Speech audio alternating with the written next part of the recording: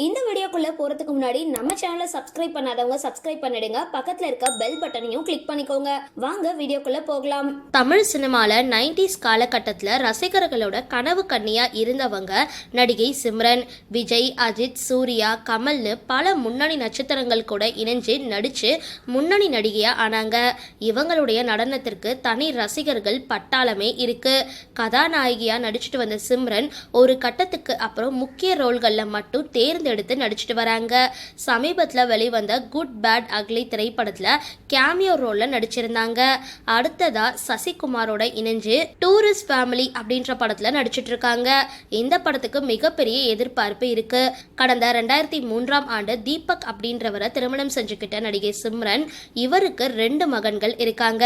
இந்த நிலையில நடிகை சிம்ரன் தன்னோட கணவர் கூட எடுத்துக்கிட்ட அழகான புகைப்படம் இப்போ வெளியாகி இருக்கு.